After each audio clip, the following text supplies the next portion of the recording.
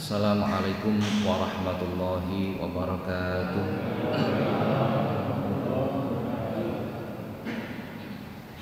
Bismillahirrahmanirrahim. Alhamdulillahi rabbil alamin. Assalatu wassalamu ala asyrafil anbiya'i wal mursalin Sayyidina wa maulana Muhammadin wa ala alihi wa ashabihi wa man tabi'ahum bi ihsanin ila yaumiddin, amma ba'du. Ila hadratin nabiyil mustafa Muhammadin sallallahu alaihi wasallam wa alihi wa ashabihi wa dzurriyyatihil kiram wa ila jami'i baqiyatis sahabati wat tabi'in wa syuhada'i was shalihin wa ulama'il 'amilin wa musannifin wa mu'allifin wa jami'il malaikatil muqarrabin wa sadatina sufiyatil muhaqqiqin susan ila sultanil awliya asy-syekh Muhyiddin Abdul Qadir Jilani radhiyallahu anhu wa sairil awliya illah wal awliya ittisah wa ummahatina wa abaina wa ajdadina wa jaddatina wa masyayikhina wa asadidina wa muallimina wa dawil huquqil wajibati alaina wa alal hadirina fi majlisina hadha sayyulillahi lahumul fatihah. A'udzu billahi minasyaitonir rajim. Bismillahirrahmanirrahim. Alhamdulillahi rabbil alamin. Arrahmanir rahim. Maliki yaumiddin. Iyyaka na'budu wa iyyaka nasta'in. Ihdinas siratal mustaqim. Siratal ladzina an'amta 'alaihim ghairil maghdubi 'alaihim waladdallin. Amin. Para jamaah, alhamdulillah, sore hari ini Allah Subhanahu wa taala berkenan menggerakkan hati kita sehingga kita dapat hadir di majelis yang penuh dengan keberkahan ini. Mudah-mudahan apa yang kita laksanakan dicatat oleh Allah sebagai amal soleh. Amin Allahumma amin. Insyaallah sampai halaman 2. Telung halaman kok gak mari-mari. Pada pertemuan yang lalu kita membahas hadis yang disampaikan baginda Rasul sallallahu alaihi wasallam, "Idza ata alayya yaumun la azdadu fihi ilman yuqarribuni ila Allah azza wa jalla fala burika li fi tulu'i syamsi dalikal yaum." Nomor 2 dari atas, halaman 2. Rasulullah menyampaikan bila satu hari datang atau berlalu dan di dalam hari itu tidak bertambah ilmuku, kata Rasulullah, ilmu yang menjadikan diriku lebih dekat kepada Allah, berarti ilmu agama, ilmu yang manfaat gitu ya, maka di dalam hari itu tidak ada keberkahan bagiku, kata Rasulullah. Berarti Rasulullah sendiri itu setiap hari selalu mengupgrade diri, meningkatkan kualitas keilmuan setiap hari. Maka kita jangan pernah merasa aku seminggu ngaji ping pindho wis luar biasa. Jangan pernah merasa begitu. Jadi ilmu agama itu ibarat lautan. Kita mengambilnya seberapapun seolah-olah tidak pernah habis. Jadi jangan pernah kita merasa telah cukup dengan apa yang kita pelajari. Jadi kesempurnaan itu bertahap, tidak bisa kita langsung ujuk-ujuk, tidak bisa. Jadi perbaikan kualitas agama itu bertahap, selalu bertahap. Nggak bisa kita terus langsung sempurna, nggak bisa. Makanya ketika kita lebih tahu dahulu dibandingkan orang lain, jangan meremehkan dan menghina orang lain. Jangan seperti itu. Bila kita lebih tahu dahulu daripada orang lain, khususnya dalam hal agama, jangan meremehkan dan menghina orang lain yang belum tahu. Apalagi menyalah-nyalahkan, jangan seperti itu.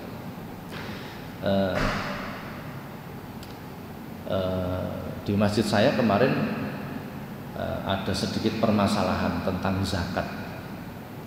Jadi panitia zakat, amil zakat itu bikin pengumuman masjid menerima dan menyalurkan zakat per orang 2,7 kilogram. Kemudian ada orang datang bawa beras 3 kilo, sudah kemasan 3 kiloan, diterima oleh panitia zakat atau amil. Beda sebenarnya, amil dan panitia itu beda sebenarnya. Amil itu harus diangkat oleh negara, harus diangkat oleh negara, pemerintah. Kalau panitia ya panitia gitu saja. Diterima beras senilai 3 kilogram. Ini akad seperti ini sebenarnya tidak sah. Tidak sah ya. Saya berikan contoh yang lain. Saya jual rokok 13.000. Ada pembeli bawa duit 15.000. Pak tumbas rokok pinten 13.000. Diberi saya uang 15.000. Saya terima. Kemudian saya diam saja. Sah napa mboten? Kan harusnya susuk telung. Kecuali saya mengatakan, Pak susuk 3.000 pun susuke sampean pek, sah napa mboten? Sah. Sama dengan seperti itu. Jadi bila kita sudah mengakadkan pengumuman lewat pengumuman iklan namanya, bahwa menerima 2,7 kilo, kok ada orang datang membawa 3 kilo, itu harus diulang akadnya. Loh Pak, niki punjul lebih. Orangnya mengatakan, nggih mboten napa-napa. Selesai. Tapi nek tidak terjadi akad maka tidak sah hukumnya. Akhirnya geger karena sudah terjadi. Ini teng masjid kula nih. Karena sudah terjadi. Terus pundi sing wingi lak mboten sah kabeh. Jadi kesempurnaan itu bertahap. Niku judulnya itu. Jadi yang kemarin dilakukan sudah insya Allah dimakfu itu dimaafkan oleh Allah. Sebagaimana halnya orang ikrar masuk Islam. Awalnya non Islam. Begitu baca syahadat, setelah baca syahadat saat itu juga dia punya kewajiban sholat. Tapi jelas tidak bisa dia. Niate ya apa, Fatihah itu bagaimana, wudu ya apa, tidak tahu. Terus bagaimana melaksanakannya? Pokok sholat. Masih gerakannya secara fikih tetap dihukumi tidak sah. Secara fikih, secara hukum tetap dihukumi tidak sah. Tetapi kategori dimakfu, apa dimakfu itu?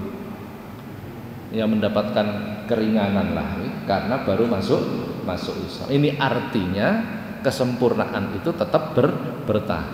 Jadi umpama kita kok lebih tahu dahulu daripada orang lain, jangan meremehkan orang lain dan apalagi menghina orang lain. Dan iki sing kula jenengan biasanya sok kebat keliwat. Napa kebat keliwat? Kebablasan gitu. Karena kita tahu akhirnya hobi ngelokno wong liya itu tidak boleh itu. Tidak boleh. Man ada musliman faqad adani, kata Rasulullah. Wa man adani faqad adallah. Barang siapa yang menyakiti hati orang muslim sama halnya menyakiti hatiku, kata Rasulullah. Nek hatinya Rasulullah itu tersakiti, kita tidak mungkin dapat syafaat. Wa man adani faqad adallah. Barang siapa yang menyakiti hatiku sama halnya menyakiti Allah. Jadi kita menyakiti orang muslim itu sama halnya menyakiti Allah. Ya pantas dungane gak mandi blas, bolak-balik menyakiti Gusti Allah. Jadi kesempurnaan itu dan itu banyak sekali yang belum sempurna kita lakukan. Hadis innama a'malu binniyat, sederhana hadisnya, ini masyhur. Semua amal itu menjadi sah karena adanya niat. Maka bila tidak berniat, amal itu sah atau tidak? Sah atau tidak? Logikanya tidak sah kalau menurut hadis ini. Logikanya begitu. Makanya kita sholat disuruh berniat, puasa disuruh berniat, wudu disuruh berniat. Ngaten. Sakniki dikembangkan. Jenengan umpamane kurban Tahu niat. Nah terus gak niat ya nopo niki hukumnya? Status hukumnya bagaimana? Panjenengan sedekah pernahkah berniat? Pokoknya sedekah. Dan begitu rata-rata seperti itu. Padahal itu sangat penting. Lah, hal-hal seperti ini kita lakukan menyempurnakannya secara bertahap, pelan-pelan. Para jamaah, sekarang kita lanjutkan kajian kita tentang marotibul a'mal, tingkatan-tingkatan a'mal. A'mal itu perbuatan. Jadi perbuatan yang paling tinggi di hadapan Allah itu adalah thalabul ilmin nafi, mencari ilmu agama. Itu adalah perbuatan yang paling tinggi nilainya di hadapan Allah. Thalabul ilmin nafi, mencari ilmu yang manfaat. Itu paling tinggi sudah. Tidak ada yang bisa mengalahkan ini. Tidak ada.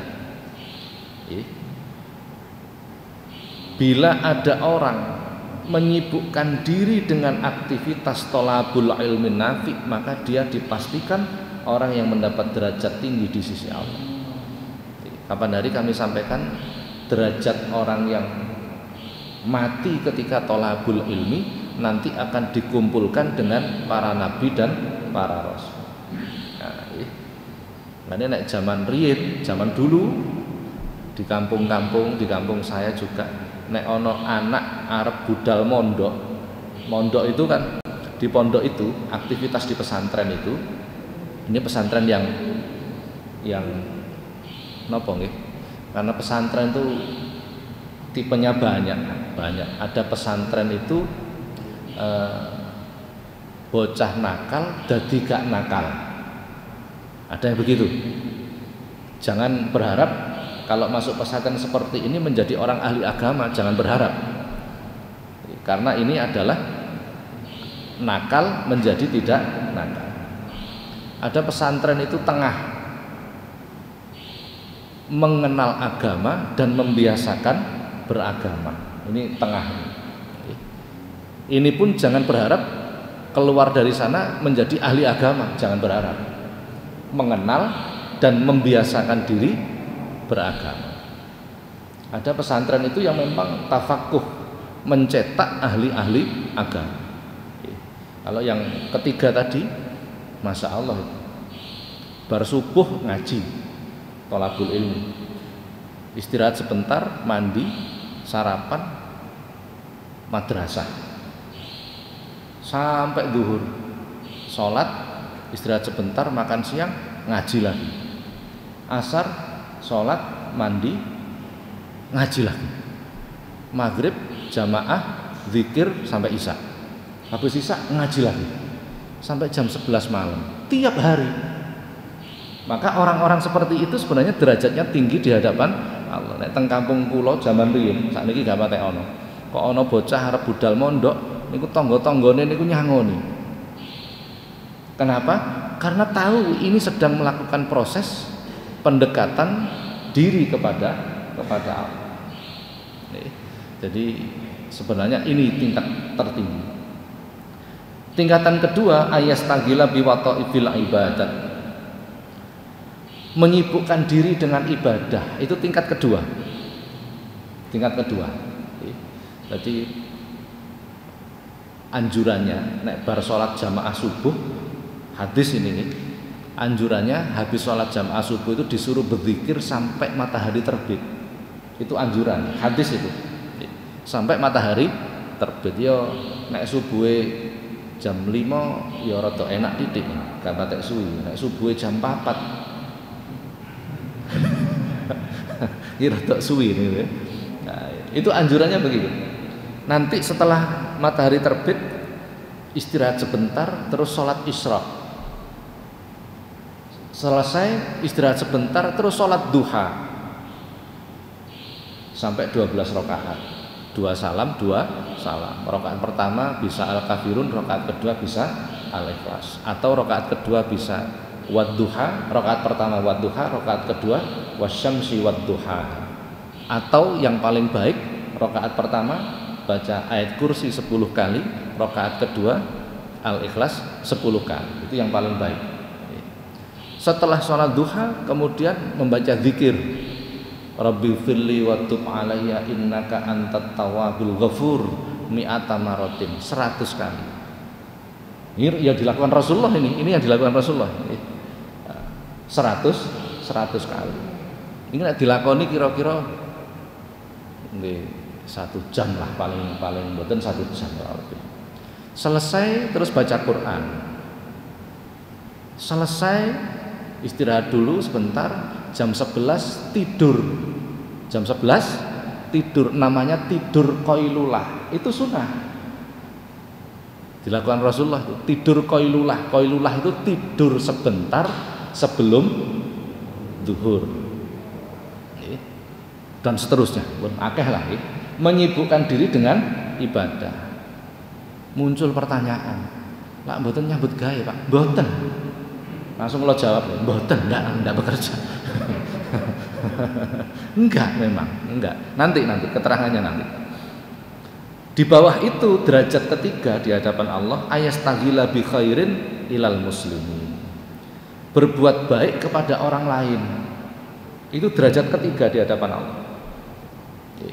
Nah, dalam kitab aslinya, redaksi aslinya itu ada tambahan kahidmatil ulama, seperti melayani para ulama. Jadi berbuat baik kepada orang, membantu orang dan lain sebagainya. Apalagi berkhidmah kepada para ulama, itu memang anjuran. Itu derajat ketiga. Jadi walaupun kita tidak bisa dzikir lama ndak kuat, tolabul ilmi terus yo ndak kuat, sholat poso terus gak kuat lama-lama lah pokoknya. Bagaimana caranya? Melayani, berbuat baik kepada orang lain. Itu derajat ketiga sudah. Lah baru yang keempat, Allah taqwa ala dzalika fastaghil bihajatika iktisaban ala nafsika wa qad salimal muslimuna minka wa salimadinuka. Bila tidak mampu melakukan 3 hal tadi, tidak mampu, maka diperbolehkan untuk bekerja. Nah, jadi ini harus digarisbawahi. Bekerja itu karena tidak mampu melakukan 3 yang atas. Jangan dibalik. Umumnya dibalik. Jadi ngaji ku ngobrol-ngobrol. Lah ini kan kualik nih. Jadi saya mencoba merubah opini ini supaya tidak salah. Jadi akhirnya bekerja itu dinomor satukan, tolabul ilmi sak kober. Lah kan sudah keliru ini, mindsetnya menjadi salah. Jadi jangan dibalik. Bila tidak mampu melakukan 3 hal tadi, aku tak coba ngelakoni tolabul ilmi tok gak kuat, ibadah tok gak kuat, ngapiki wong tok tibake dandange guling, umpamane begitu nih, semerap dandange guling. Rumah tangganya goncang, ini berarti tidak kuat namanya tidak kuat. Baru diperbolehkan untuk bekerja dengan catatan, lah bekerjanya pun dengan syarat. Apa syaratnya? Orang-orang muslim selamat. Ketika kita bekerja tidak menjadikan orang-orang muslim itu celaka atau dalam bahaya. Jadi ketika bekerja kita nggak boleh mencelakakan khususnya orang muslim. Dan selamat pula agamanya. Ketika kita bekerja, agama kita juga selamat. Apa maksudnya? Kita bekerja seiso sholat, kita bekerja seiso kober tolabul ilmi. Nah, ini artinya selamat. Jadi ini harus dipahami bahwa bekerja itu sebenarnya derajat yang keempat. Jangan dibalik, karena mindset kita itu sudah mulai kapitalis. Napa kapitalis itu ya? UUD lah ya. Jadi mindset kita begitu.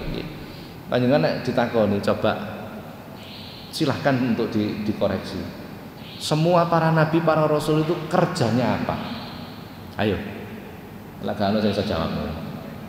Kayak enggak, karena memang derajat tertinggi sudah, derajat paling tinggi. Dan nyatanya tidak menjadi problem dalam kehidupan beliau-beliau. Nah, jadi kalau mengatakan gak kerja ya buyar, lah itu kita tidak menteladani Rasulullah sebenarnya itu. Saya tidak menyarankan panjenengan tidak bekerja, enggak, cuman mindsetnya harus dirubah, cara berpikirnya harus dirubah. Jadi kita bekerja itu hendaknya diniati dengan niat yang baik, agar tidak sampai orang lain menjadi celaka karena perbuatan kita, rebutan proyek akhirnya ngakali wong liya. Nah, termasuk begitu, termasuk begitu. Dan agama kita pun menjadi selamat. Nah, jadi ini konsepnya seperti itu. Kita lanjutkan. Waqala sallallahu alaihi wasallam, berkata Rasulullah sallallahu alaihi wasallam. Kalau nek nerjemah ngono gak enak rasane. Rasulullah kok berkata niku padha karo awake dhewe berarti. Tapi kalau bahasa Jawa kayaknya lebih enak.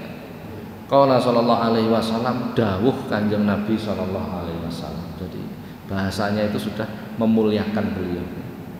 Al ilmu ilmani, ilmu itu ada dua. Fa ilmun fi qalbi fadzalika huwa ilmun nafi. Pertama, ilmu yang masuk ke dalam hati. Inilah yang disebut dengan ilmu nafi, ilmu yang bermanfaat. Ketika ilmu itu masuk ke dalam hati, hati bergetar, muncul dorongan. Bila itu perintah, wajib ataupun sunnah, getaran hati ini kepingin melaksanakan. Bila itu sebuah larangan, maka getaran hati ini kepingin menolak, tidak melakukan. Itu namanya ilmu nafi, masuk ke dalam hati. Yang kedua, wa ilmun alal lisani, ilmu yang ada di lisan, tidak masuk ke dalam hati. Fadzalika hujjatullahi ala bani Adam, maka itulah yang akan dituntut, dipertanggungjawabkan di hadapan Allah Subhanahu wa taala. Para jamaah, ini sangat sulit ini. Sangat sulit. Sangat sulit, nemen angel. Jadi begini, bagaimana ilmu itu masuk ke dalam hati, itu luar biasa sulitnya. Luar biasa sulitnya. Hati, qalbu, hati yang dimaksud itu bukan liver. Bukan liver. Liver itu kalau kita terjemahkan hati juga namanya. Jadi kalau paringi contoh ngeten. Sakit nopo Pak? Sakit liver. Maka yang sakit apanya? Hatinya. Panjenengan melaku-melaku ketemu wong dipisui dilokno. Loro. Apakah sama ini? Sama mboten? Mboten nggih. Lah ini yang dimaksud nggih. Jadi qalbu itu adalah sesuatu yang samar. Samar itu berarti tidak tampak, yang bertempat di dalam jantung. Manggone teng jero jantung. Itu qalbu namanya. Arti dari qalbu itu mukallab itu banyu umub. Ya banyu umub. Bergolak. Nah, jadi asal kata qalbu itu banyu umub bergolak. Jadi membolak-balik terus. Itu qalbu. Hati itu luas sekali, sangat luas. Di dalam hati itu ada macam-macam. Ada akal. Akal itu dalam hati. Pernah kita bahas di depan, ya. Akal itu dalam hati. Di dalam hati pula ada nafsu. Macam-macam nafsu itu. Nafsu itu, banyaklah, pasukan nafsu itu banyak. Syahwat, hawa, kibir, riya, ujub, sing elek-elek nih, sing api-api, ikhlas, ridho, qanaah, tawadhu, tahammul, macam-macam. Itu pasukan-pasukan nafsu semua dalam hati. Lah, ketika kita melakukan dosa, maka akan menjadi titik hitam di dalam hati. Kalla bal rana ala qulubihim ma kanu yaksibun. Quran. Ketika kita melakukan dosa, maka hati kita itu tertutup oleh karat, tayeng. Satu kali, dua kali, lama-lama tertutup. Semakin banyak. Ketika hati itu tertutup, maka ilmu itu tidak bisa masuk ke dalam hati. Tidak bisa. Karena hati kita tertutup. Atau yang kedua, hati kita telah dipenuhi. ibarat gelas sudah terisi air penuh, kita masukkan di situ susu, kita mlebu napa mboten? Ambil, karena hatinya sudah penuh. Dalam kitab Hikam, Syekh Ibnu Athaillah Sakandari beliau menyampaikan, rubbama waradat alaikal anwar fawajadatil qalba mahsuwan bisuwaril athar fartakhalat min haitsu nazalat farriq qalbaka minal ahyar yamla'u bil ma'arifi wal asrar. Ketika cahaya itu akan masuk ke dalam hati, ilmu tadi antara lain, ternyata didapati hati itu telah penuh. Penuh dengan apa? Aghyar. Aghyar itu sesuatu selain Allah. Jadi hati itu tidak boleh dimasuki selain Allah. Ini bahasa bukan kok terus Allah bertempat dalam hati manggon, enggak begitu. Artinya hati kita itu tertuju kepada Allah, tertuju pada kebaikan terus. Itu artinya tertuju kepada Allah. Semangatnya pada kebaikan terus.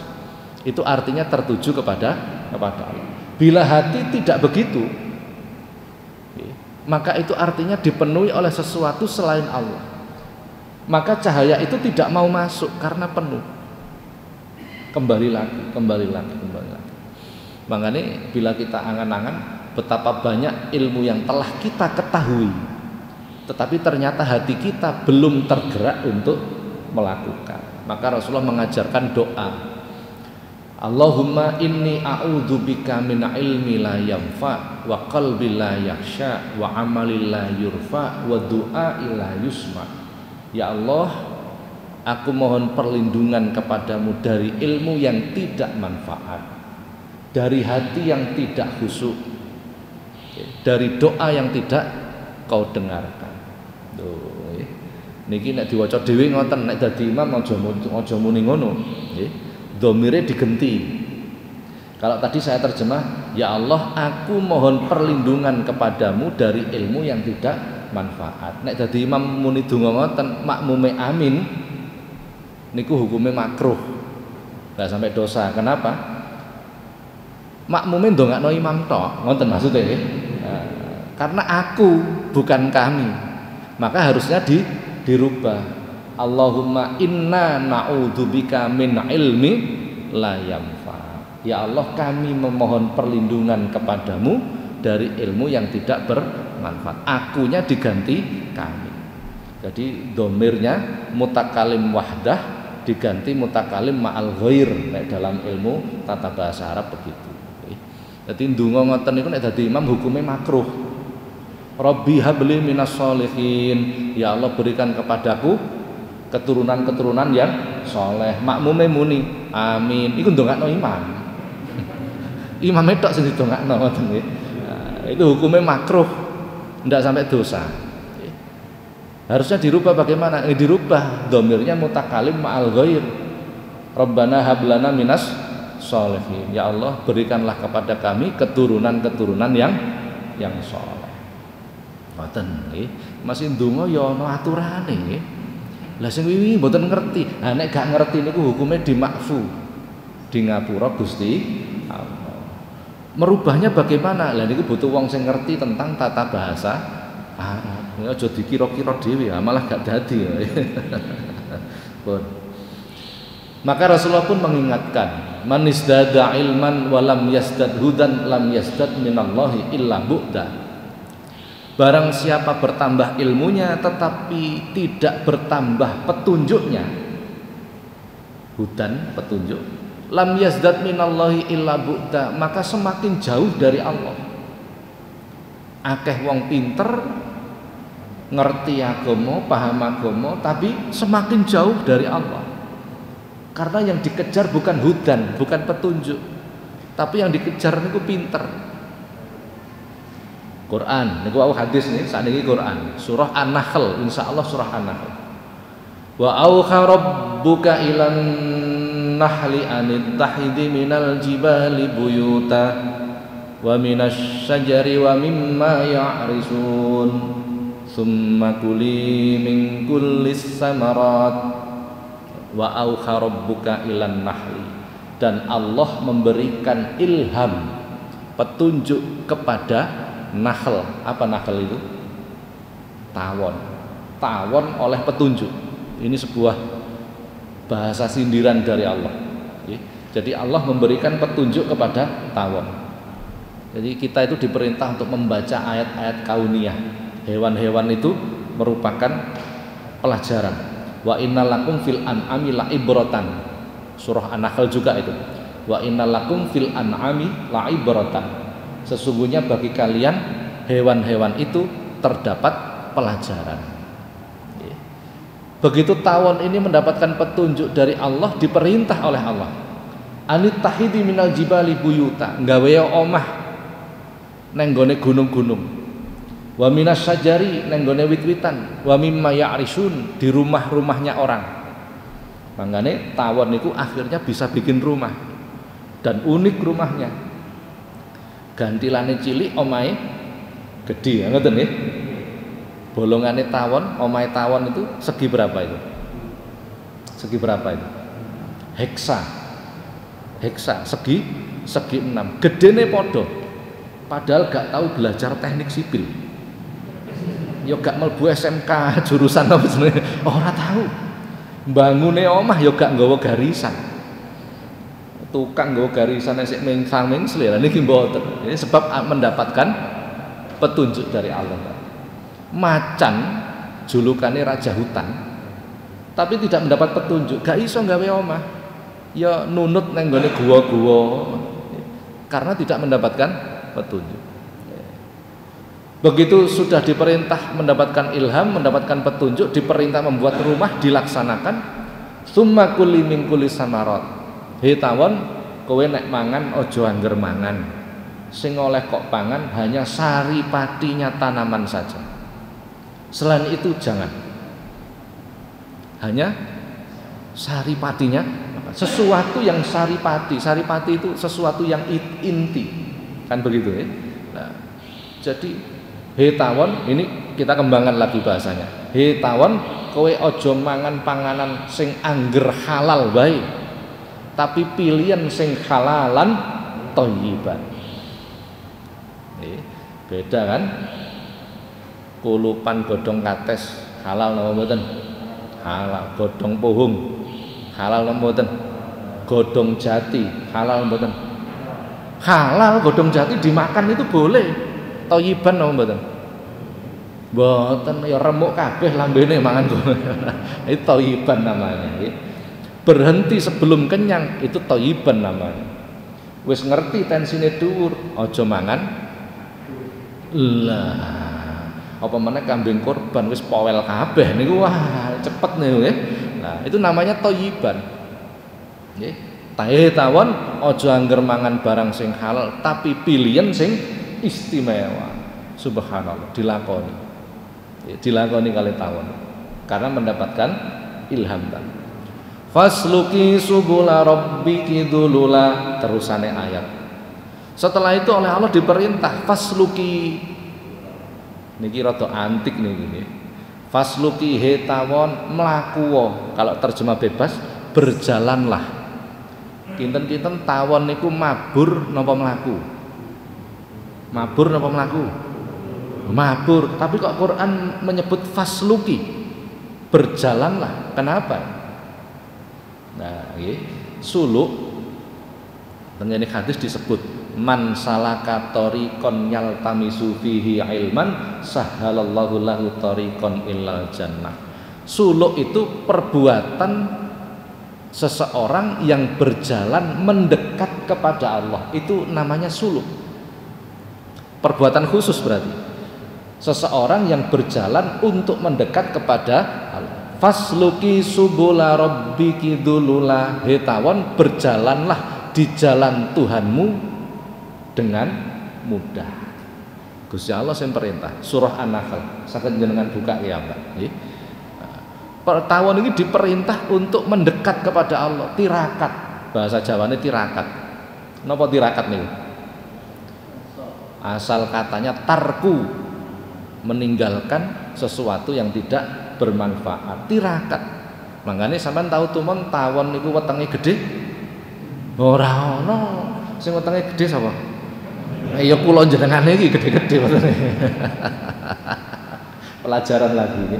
Pelajaran dari Allah subhanallah. Fasluki subula rabbiki dulula.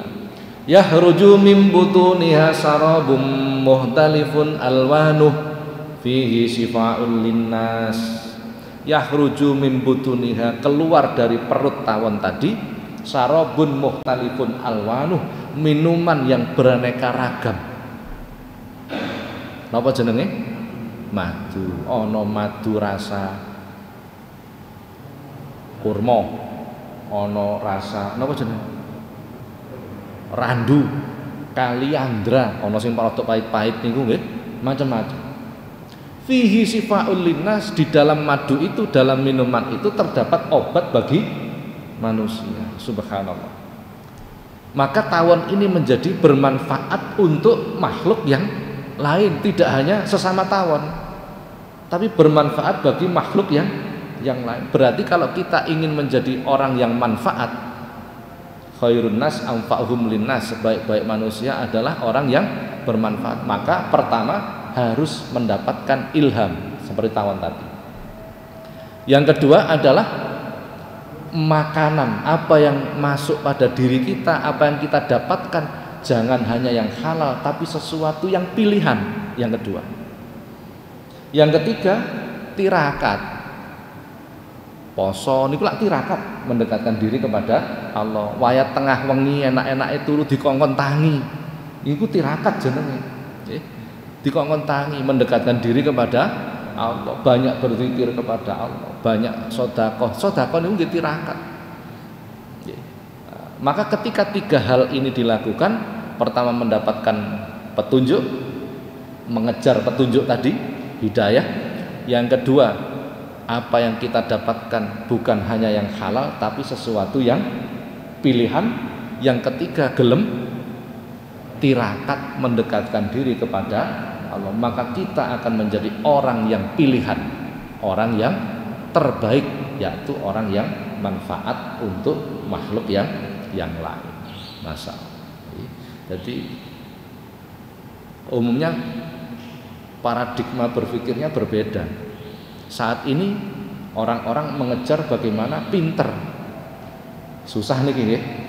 Nah, kalau orang zaman dulu yang dikejar bener karo pinter niku, aduh beda nih, aduh beda nih. Jadi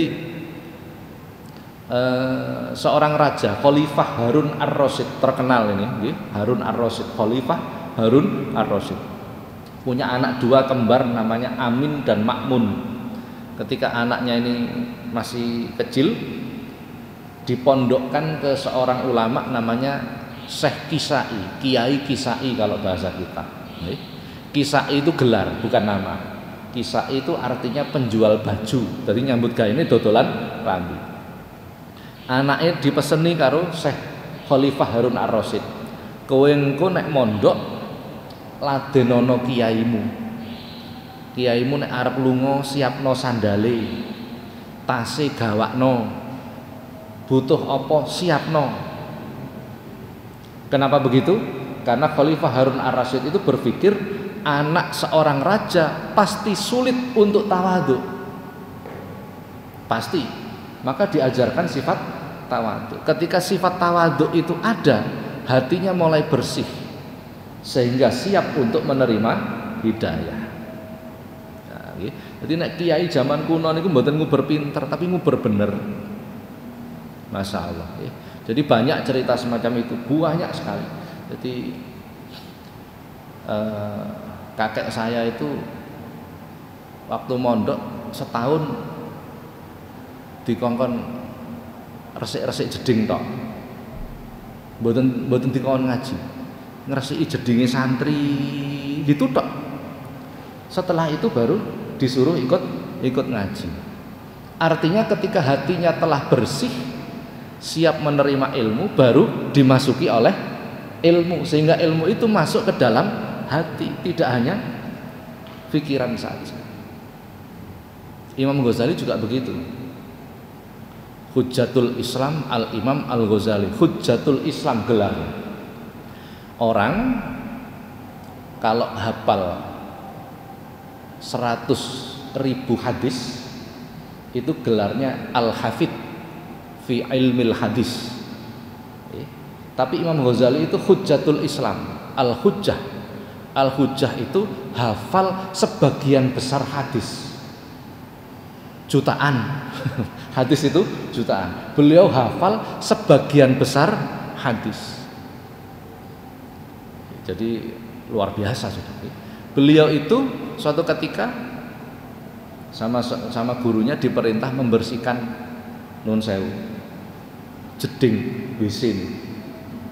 Tidak boleh pakai perangkat, harus pakai tangannya sendiri.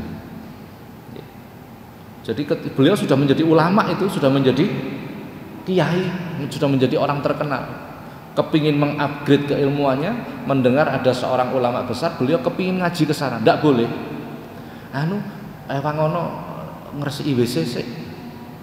Timbone pundi yai, cara Jawane ngoten. Ora usah gawe timba, gawe tanganmu, wong dikeki tangan karo Gusti Allah.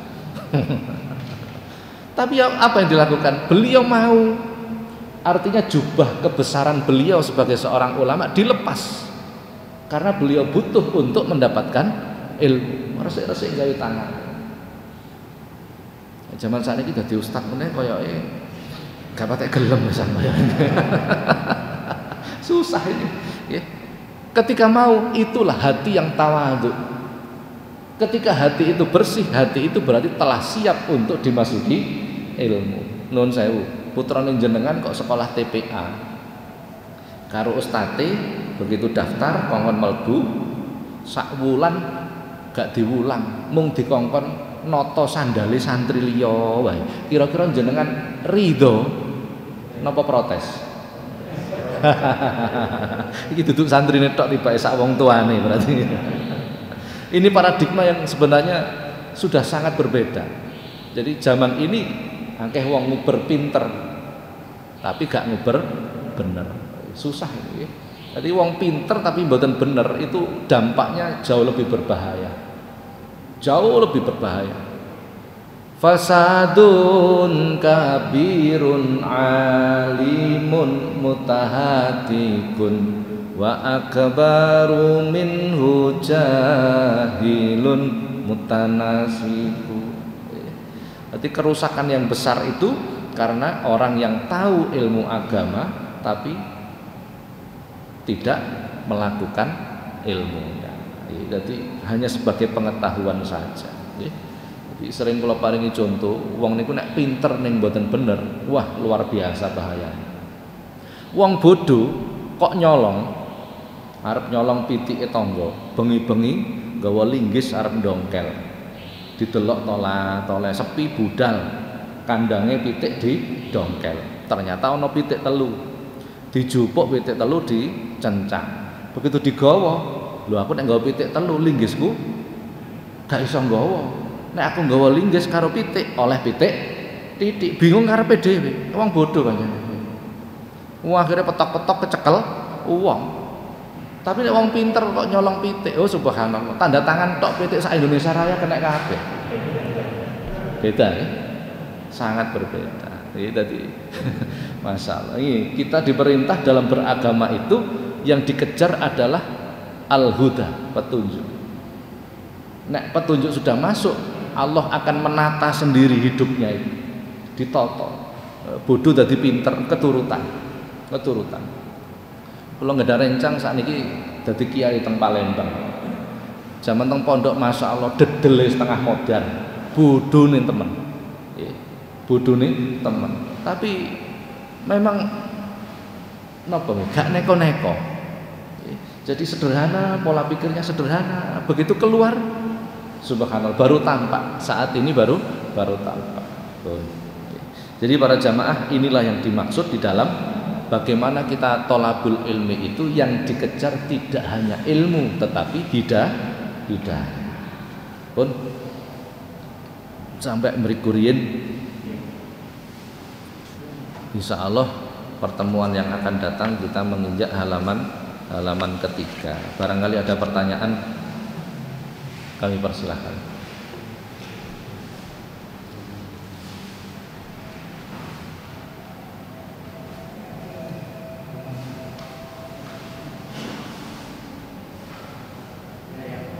Nggih.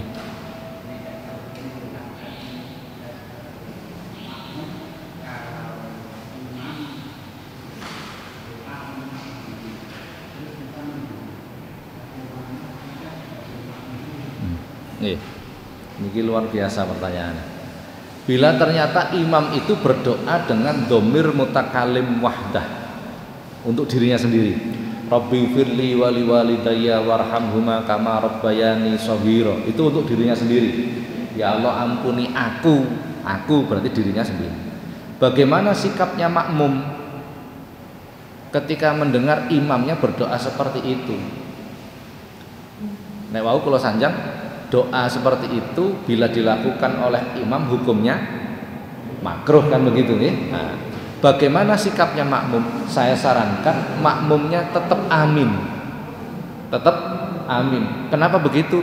Ndongakno orang lain. Mendoakan orang lain itu kan berbuat baik kepada orang lain. Jadi tetap amin mawon gak apa-apa. Amin gak apa-apa. Semoga-moga tipe imam kabeh lah. Moga-moga tipe imam kabeh. Tapi kedudukan doanya itu hukumnya tetap makruh. Bagaimana bila kita tidak bisa merubah doa itu? Bagaimana?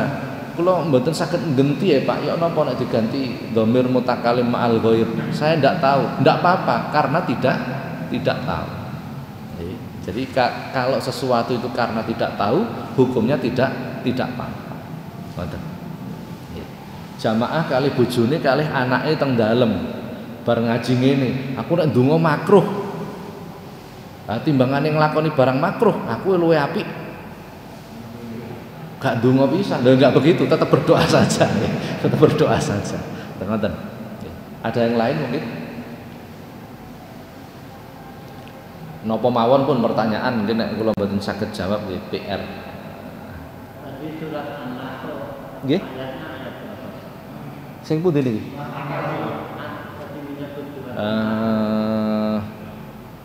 Wa au kharabukan itu.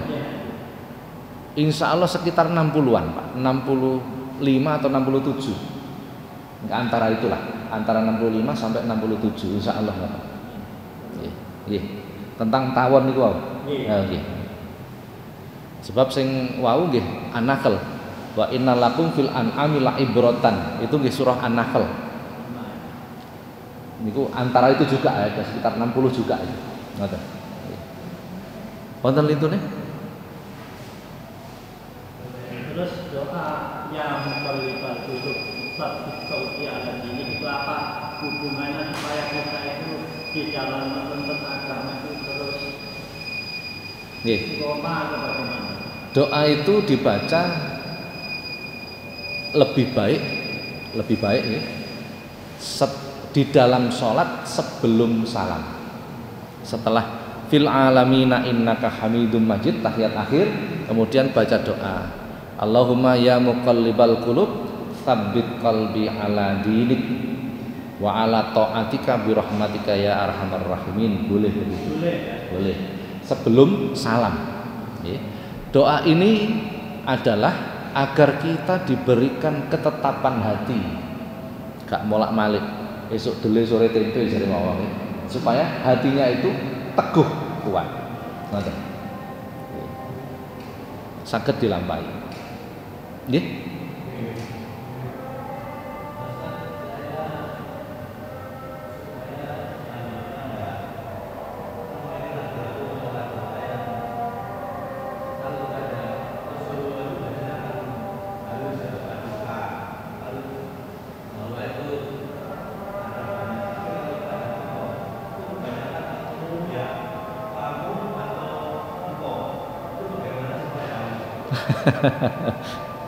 Menerjemahkannya. Ngeten, dalam bahasa Jawa memang banyak, ada kromo madya, ada kromo inggil gitu kan ya. Bahasa Indonesia saya sendiri susah itu ya. Kepada orang tua itu kan kita menyebutnya kepada ya napa nggih? Bahasa Indonesia napa nggih? Nek bapak kita ngomong sama bapak kita kan kita ngomong panjenengan gitu. Sama itu sudah kategori kromo inggil itu. Kromo inggil itu panjenengan. Sampeyan itu kan kromo madya. ngomong kepada bapak kita sendiri, ngomong sampean itu gak patek pantes ya. Jadi panjenengan itu sudah yang pol lah dalam etika begitu. Sampun nggih? Mugi-mugi manfaat. Al-Fatihah.